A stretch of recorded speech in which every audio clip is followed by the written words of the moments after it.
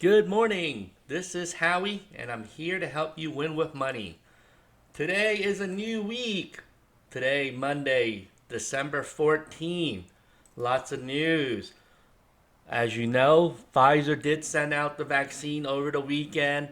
I think someone in New York in Long Island Hospital was like a nurse who was one of the first person to take it.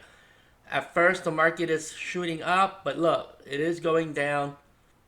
Nasdaq still looks strong. So I'm gonna cover some things real quick in today's episode before I show you some of the trades that I have already done in my accounts. So the first thing is most of us are familiar with the changes to Tesla. Tesla will be added on Friday. Right here, you'll see that it will be added to the S&P 500 at the end of the week. Oh, okay. Well, start trading, but so you'll see that Tesla will be in the index. It will be number seven, I think, or eight in weight. But there's some other changes that you should be aware of, and it's this one here. The Nasdaq 100 also reshuffles its index once a year, so you should know these. Here's what's being added. Marvell is a 5G play. Match is obviously a mobile phone. They own a whole bunch of different dating sites and other. This is security. Peloton, we all know, is huge. Um, I'm not really sure what they do. I think there's some type of workplace flow management or something like that. I don't remember.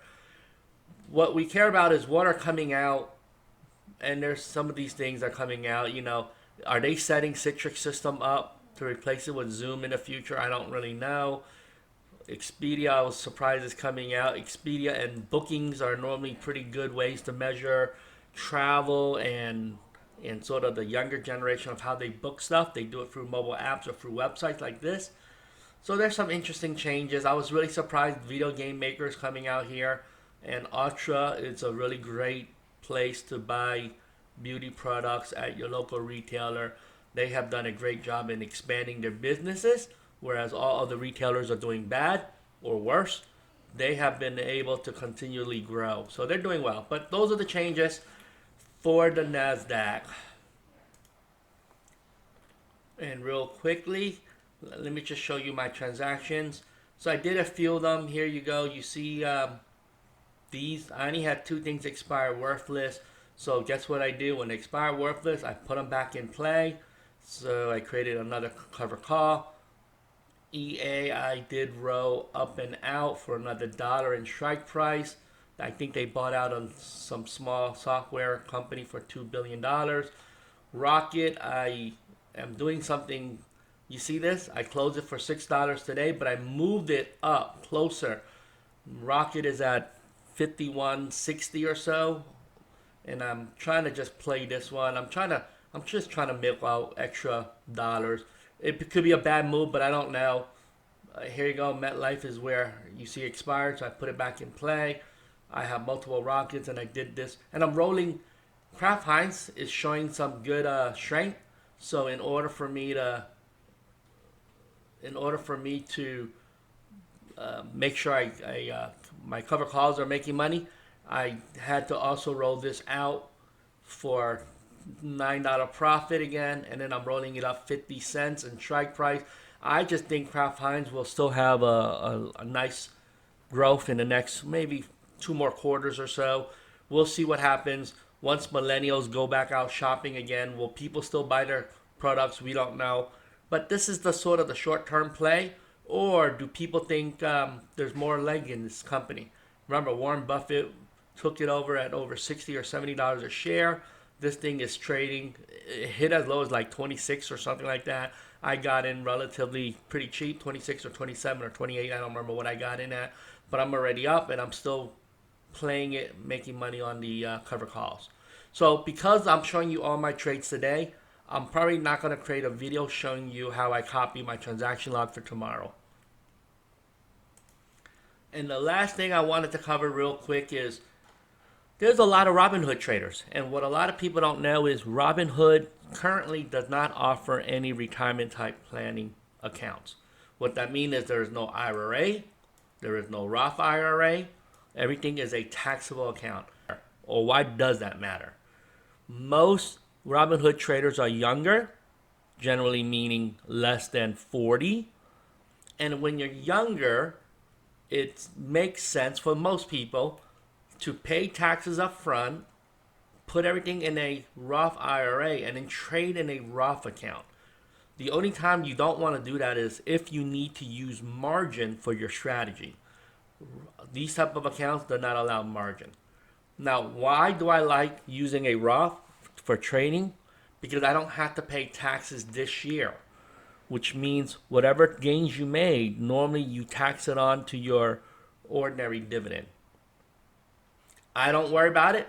I can make a trade for $1 profit or $100 profit or $1,000 profit. I don't worry about it. At the end of the year, if I made $5,000, that $5,000 is mine, and I use it to keep on trading next year. And that compounding effect adds up. If you're older, it's a little bit different. Now, someone says, well, the problem with these type of accounts are it locks your money in and you don't have access to it. And that's really not a true statement. You can withdraw all your contributions anytime you want without tax and without penalty. And it's a pretty straightforward rule.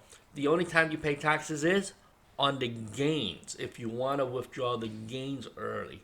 So you do have to pay taxes. But it goes into it. You can read the details here. Look, I've done it before where I needed access to my money. You can. So if I put in, let's say, $4,000 a year for 5 years in a row, and my account grows to, let's say, $40,000 or $50,000, I can withdraw my contribution. But there's other rules. You want to buy a house. You want to use it for other things like education, adoption. There's other rules that you can follow when you can pull out your money. So there's a lot of interesting things about this. Robinhood does not give you these type of options. So I still like to trade an account where I don't have to worry about taxes. But if you don't think so, maybe in a few years you'll see it.